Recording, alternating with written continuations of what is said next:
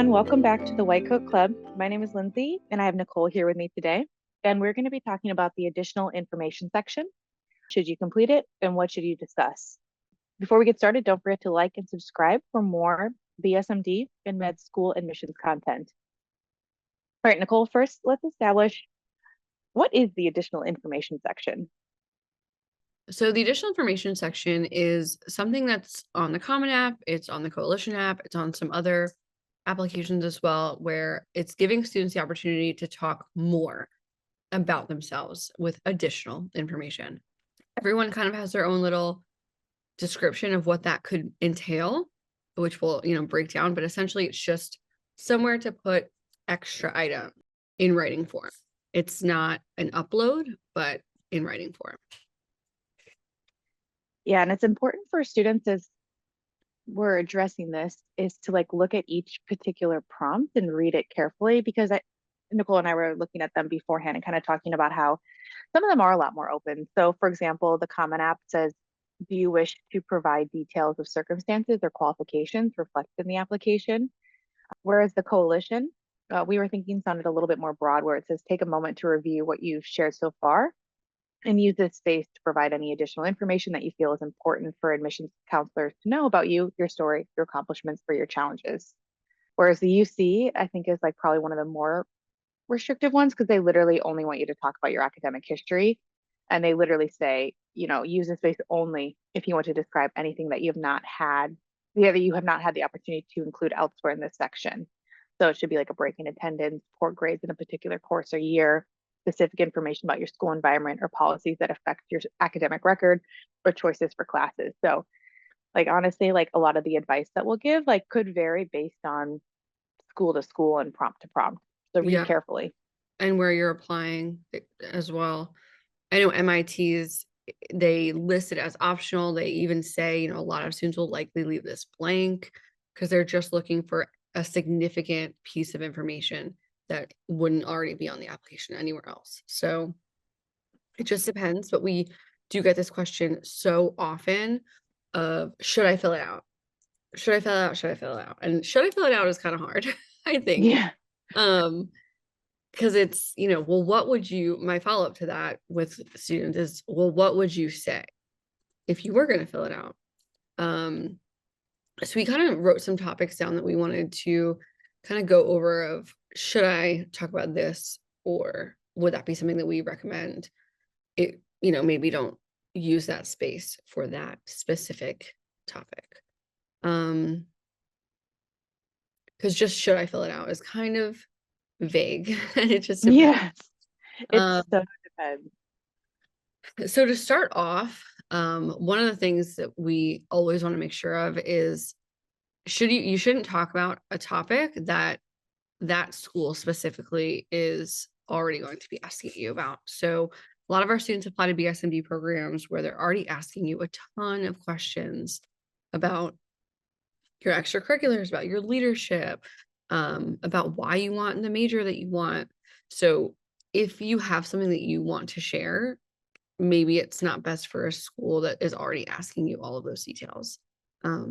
So keeping in mind kind of what schools you would potentially send these items to. And it's important to note too, you can change it from school to school. What's relevant for Brown University might not be relevant for, another university. So after you submit your Common App for Brown and you go to submit it for, University of Michigan or whatever, you could be taking that additional information section off and saying, no, you don't want to share any information to University of Michigan versus Brown. So your ideas could change from place to place too, depending on what you think is relevant and what essays they have too. For sure. And we've had students who, maybe we wrote an amazing essay about something specific, but there's just no prompt that school that they really want to go to asks them about this topic. And there's really no way to talk about this event in their life. So that would be a place where we could, talk about that event because they're not asking you anything similar. Mm-hmm. But if you don't really fall into that category of, I want to share more, it's just, should I fill it out? And should I talk about these things that haven't been asked of me already? So some of the topics, one of the topics, the first one that we'll talk about is mental health. Should I discuss maybe issues I have with mental health on in this section to be transparent with the admissions team?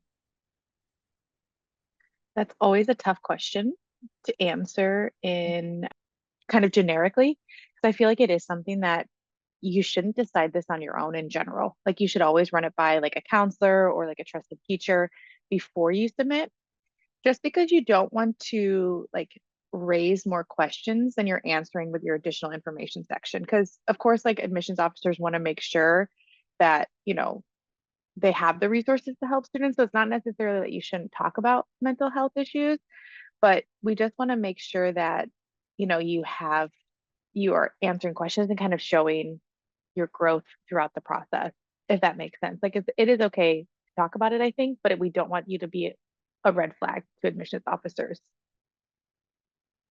Did I? Exactly. Okay. I was like, did I explain that well? I was like, I hope I did, because it is such like a tricky topic and like there's no universal yes or no answer. It's just like it is going to be tough for people, and it is something that a lot of times is really important to them. But Yeah, um, exercise caution.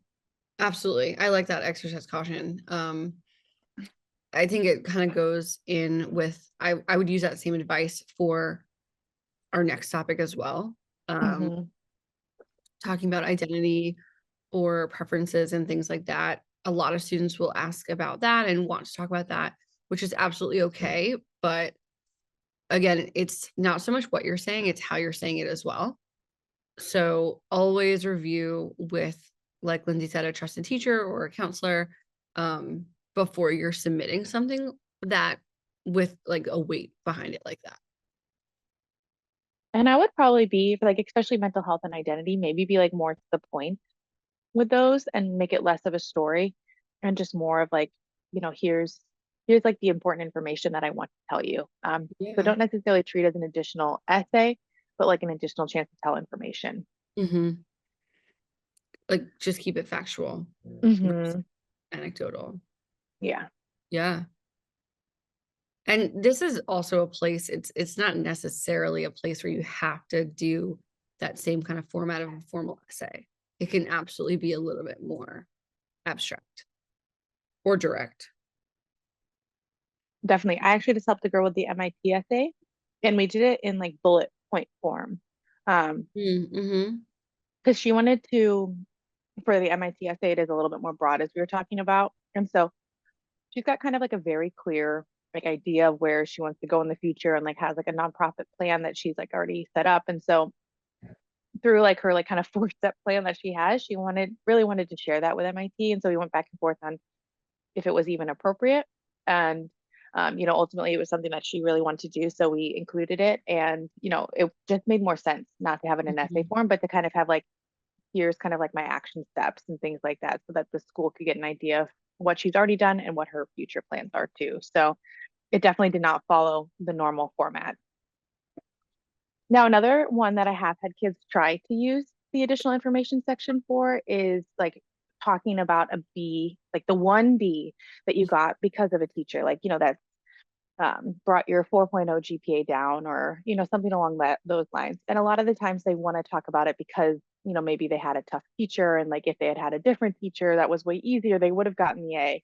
Um, and in those cases, I always advise not to put it in, because it's not you're ultimately you're not really explaining why you got the B. You're just complaining that you got the B, and it's never like your fault essentially that you got the B. Yes. So it wouldn't come across, in my opinion, very well to admissions officers, just because it, in my opinion, you're also not showing a ton of maturity. So that's why I almost never advise students to talk about, a grade that they got poorly because of, a bad teacher they had or something along those lines. It could be okay to talk about grades, but not in those kind of circumstances if you're just complaining. Absolutely. And I've had students who want to say, well, I got a C in that class, and then that teacher ended up getting fired. And, we definitely do not need to make excuses. And, while that could have been an extremely valid point, um, and unfortunately you were just kind of on that short end of the stick in by getting them as a teacher and whatever, we definitely don't want to cause blame. Instead more focus on this was the fact, this is what I tried to do Mm-hmm. the best I could in the course. But ultimately it wasn't my best. Mm-hmm. And then maybe you could show like how you improved since then too. Like, if maybe your study habits weren't great, maybe like a line about how you tried to improve since then. And you could talk about like if you got a C in Spanish 2, but then an A in Spanish 3, that could be a good way to show growth if you felt it was like really necessary to showcase that. Exactly. Now, what do you think about adding additional essays to here, Nicole? Yeah, I kind of touched on this earlier.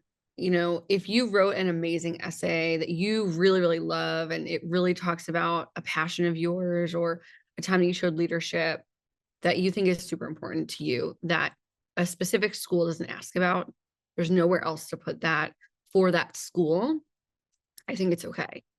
Some schools don't ask a lot of supplemental essays on their own. So if you really do have something that you think encompasses you and your application, I think it's all right on a case by case basis.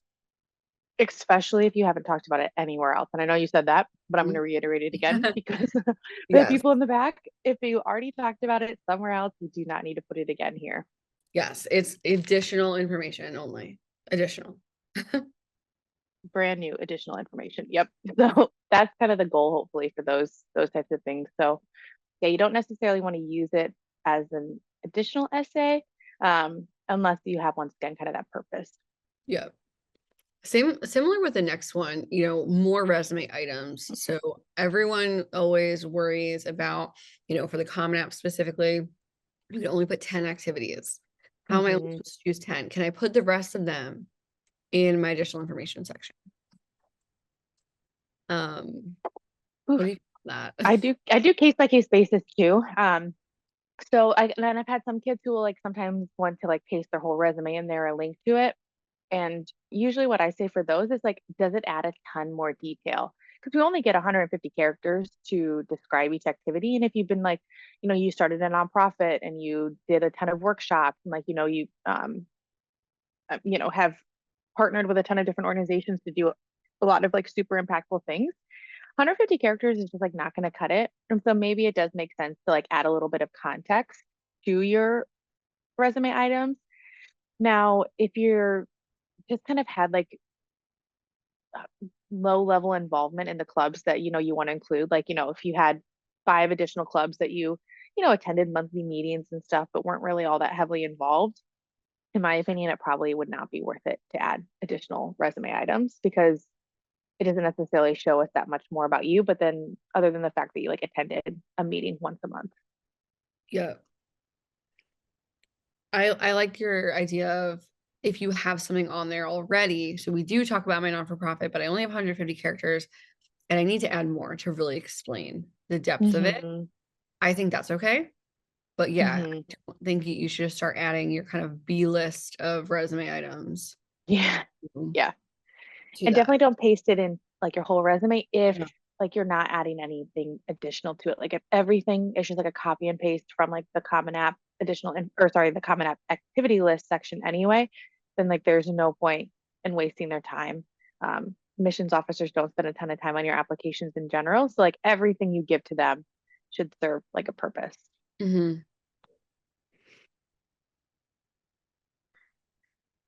So let's talk a little bit about good uses of the Common App. Um, Yeah. so I have kind of on the same vein, I have had kids who've had just like a ton of awards. Like I was just working with this one girl this cycle um who's got a really impressive like laundry list of awards, a lot of national awards, state awards and some regional ones, but like, all of them are really diverse and different.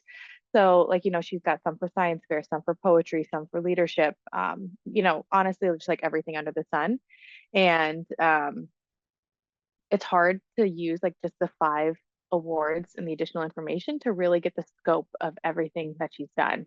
And so for her, we did include like a few of like the other top awards that she got, that were unique and did have like a different facet to her application. So, it's not like she just had like 15 science fair awards that we were adding in that kind of detailed the same story over and over again. Everything was like really unique. And that's what I felt like it was a good use of her additional information section. Yeah, specifically considering the Common App asks like if there are additional awards or anything that you want to share. Hmm. So yeah, that's Hmm. especially if they're very relevant. Hmm. I've had a lot of students too, they have a lot of research. Should I, put in the link for my publication, or should I put in the abstract for my research project that I did? Um, so I think explaining the research is definitely good, because you Hmm. may have like the internship on your activity sheet of what you have done as far as the activity, but you may not have like the specific research project in that 150 characters. Maybe that you did one, but not necessarily what it was. Um, I don't think that putting the abstract in is the best use of the space. If especially if you're just kind of doing a regular undergrad pre-med potentially, it's going to be probably at a level that the admissions counselors, admissions officers are not going to Hmm. really grasp like the importance. Um, but I definitely think a couple of sentences of explaining just what you learned from the research, like specifically what it was, could be very beneficial. Completely agree. Like I had one kid, if I guess it was last cycle, 2 cycles ago, I can't remember now, but he um, had done research specifically on like democracies, like of the Roman civilization. I want to say is what it was related to, something about democracies, and it was really related to like his major choice. And I think he had done it for like his IB like research class or something along those lines. So like it wasn't going to be like showing up in his activity section or things like that because it was through a class. But he had written a paper. He'd actually gotten the paper published too, and so we did explain in like a small little paragraph about his research, especially because it was really related to his major choice. So he didn't put the abstract. It was like an explanation of what the research was, and I felt like it was pretty effective to kind of show the depth of his interest in the particular subject too. Now, this is definitely the next one. It's definitely one that a lot of kids will ask about. And it's kind of like those unique, one of a kind situations that's not discussed in your essays. So, another example from a student this year was kind of related to like a health scary ad. And so it was during COVID. He wasn't able to do extracurriculars because like he was high risk. He couldn't go back to school when everyone else did. He still was virtual. So it did kind of impact his grades. It impacted, of course, like his level of participation and like the things that he could be doing. And so that was something that we did address in like his additional information section just because there was nowhere else to put it. And so I felt like that was once again kind of gave more context to maybe why he participated less or had a gap in his, um, his activity years, or, just Mm, maybe his grades mhm. weren't as strong one year.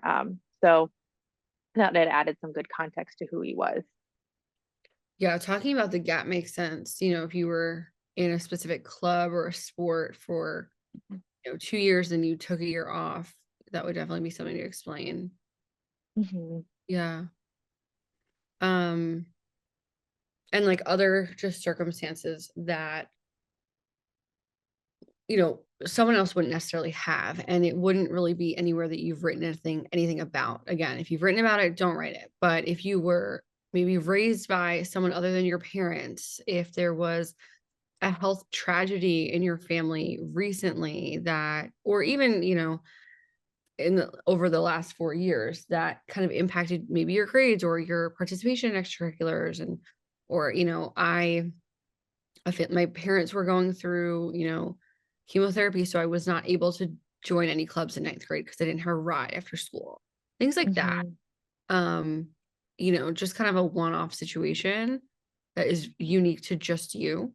um Definitely, but similar to kind of what we said above, keep it factual. We don't want it to be kind of a woe is me story, and um, tons of students are dealing with battles, but just kind of factual. If you're questioning why I Hmm. don't have any extracurriculars, and it's because of this, you know.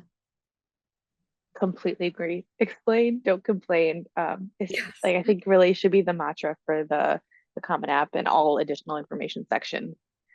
Kind of some other circumstances too that kids maybe want to explain is like a long commute. Like I've had some kids who go to like a private school that's not in their district. And so I was talking to one, he's a rising senior this year, but he, had an hour commute one way. And so like that's 2 hours in the car. Like that could really be a lot of other things that he's doing each day. And so it did make it really hard for him to participate in clubs and things like that, just because a parent had to come pick him up and, then they had to do the long commute back home. So it did make everything a lot more challenging. Um, we've also had circumstances where kids can't participate as much in extracurriculars because of like family obligations. So maybe they do need to work to support the family. I had one girl a few years ago who every single summer she would go down to Mexico to take care of her grandma. And so of course she's not going to be able to participate in like summer programs or do like long, like high commitment research opportunities or volunteer opportunities or things like that in the summer. So, that did change what her extracurriculars look like. And so we did include it. And so those types of things, if we can't include elsewhere, it's important to put here. Mm-hmm. I have a student who I'm working with right now who, um, when he was in ninth grade, his younger brother was diagnosed with autism. So it was really hard he had all these plans for summer. He was going to, work locally and things like that. And he essentially had to kind of become more of a caregiver at home to Mhm. him, which was not the plan initially. So things happen. Yeah. And admissions officers won't know unless you tell them. Like there's Yeah. no way they could have ever guessed that. I mean, maybe he talks about it in his personal statement, but otherwise, there's just like no way they can guess things. And so those are important things to add context to why things are like shaped the way they are in their applications. Hmm. Also, a lot of students, I have students right now who maybe they started off at a charter school and that charter school closed and now they're at a public school and they are unsure or like a little bit worried about the reciprocation of their transcript because it Mhm. might look a little bit off. Or why did you take, these higher level classes and then drop down to lower level classes? Or and it's really because that's what was available. And there is a Mhm. section to say that you did move or that you did transfer schools, but that's not necessarily the place to start explaining maybe your grades and your classes. Mhm. This could be a really great place to talk about that course selection. I have a really wonky one where, they were in these high level maths and then they transferred schools and then they could not like kind of get on track basically. The math was Mhm. all thrown off. They took like 2 years off of math because of it. So, and it really wasn't the student's fault. It was just kind of what was available and what wasn't. So, um, things like that are definitely okay to do. Yeah, and I was reading about like unusual grading systems too might be a place to explain it, especially if it doesn't fit the format of like how the Common App like asks for courses. Like maybe your school system like just doesn't follow like the normal like semester or quarter like system. And so, you might need to write a small explanation just to once again kind of give context. And like, it might be included in the school report that the counselor sends, but just to make sure that there's like no confusion, you could be putting it there as Yeah. well. Or Yeah. like any like unusual classes maybe that you want to add context to because they might not know what it is from just like the course name or something along those lines. Like once again, for a purpose, you could be explaining some things like that. Hmm. I've had two, we've talked about this on other podcasts, but making a schedule is like a big puzzle and it all has to fit. So Mm, you could have been on this, computer science track and took, comp sci one, comp sci two, and then like want to take computer principles and not fit. And you have to make a choice of do you want to continue with this class or this class. So I've had students explain that as well. In 10th grade, I had to make a choice here or here. And that kind of changed the trajectory of what I would have liked to take. mhm. And I guess to note as well, there is like at least there has been like a COVID section on the Common App. And so you can be addressing like any COVID specific things if you have it up there.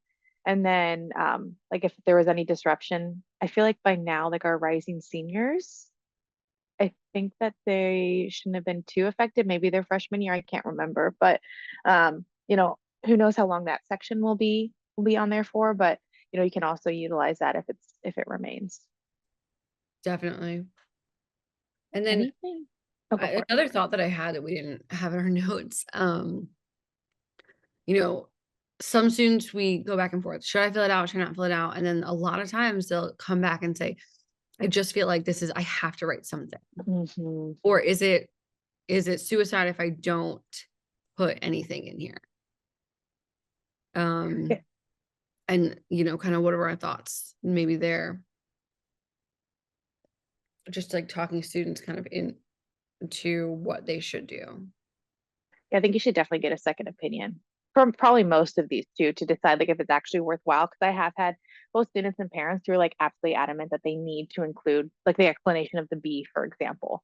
Um, but after like we talk it through, they realize like the fallacies and like how they were thinking. And so I think that that's like something that you should always do before you commit to doing the additional information section is just talk it through and like don't make it be like an emotional decision either. Absolutely. The emotional decision thing, I think hits the nail on the head. It's such Yeah. an emotional decision for families. This is a huge step in your lives. And I think that Hmm. we've talked about this for multiple occasions, multiple things. You sometimes do too much. You want something so Yeah. badly that, some of your actions start to be counterintuitive. So consult with others, really think about what it is you're sharing and what the admissions team will learn from what you're sharing. Yeah. You in general. And check the prompt before you submit because some of them are a little bit more open-ended. Like I attended a UC webinar and they were like, if you're using this as like an additional essay, then you are doing it wrong. Like we are not going to look at that, you know, fondly at all. And so just like exactly what Nicole was saying, don't hurt yourself by like trying too hard and like trying to give them all the information possible. Like they will not like that if they didn't ask for it. Yeah, they're telling you what they want, and it's Mhm. also kind of a red flag of you are unable to follow instruction if you're putting things in Mhm. there that are not wanted. Oh, that's such a good point. Yes, exactly. And people, I think, forget that. Yeah, definitely.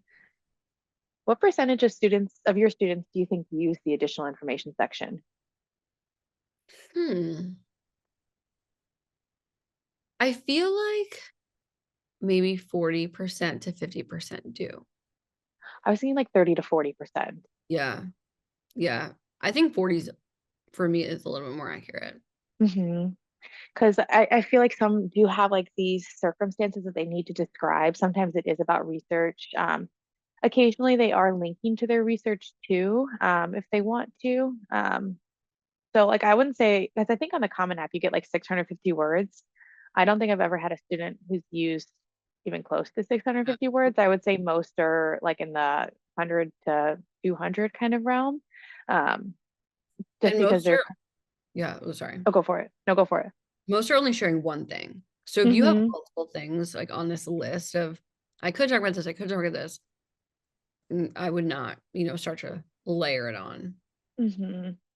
Yeah. Especially if you were able to talk about in other areas or it's not super useful. But yeah, think about think about the value every single word that you give the admissions officers is going to bring. Anything else you can think of? I said this the other day and it just kind of came back into my brain. You don't want to cause fatigue either. Mm, They're yeah. reading hundreds of essays a day, they're reading hundreds of applications a day. If you just have kind of one thing after another, you know, you don't want to cause fatigue of that, Yes. Yeah. you Trying to know. overly cram it all in there. And like, then I think whenever you have too much, then it doesn't let what you have kind of shine if you Yes, are trying to information overload on them. exactly. So trust trust yourself, trust your process too. Mhm. And they'll see the great things that you're doing. Absolutely. But no, other than that, I think that's kind of everything. I Unless you think have so anything too. else. Nope, just yeah. If you only take away one thing, explain, don't complain, and just use the additional information section wisely. Just because one person uses it and they got in doesn't mean that that was like the reason why they got in either. And so just be smart about it. Yeah, a lot of times they're the exception, not the rule. Hmm. Yeah, exactly. it would be nice if colleges kind of released a little bit more information about like which prompts people are using and which like who's using the additional information section, how many activities students are submitting that are successful, and those types of things. It'd just be interesting to know, but alas, they don't tell us that much information. All right. I think that's it though for additional information sections. Hopefully we answered all your questions about should you or should you not. Um, don't forget to like and subscribe though in the meantime to get more great BSMD and med school admissions content. Um, but until next time, have a great rest of your day.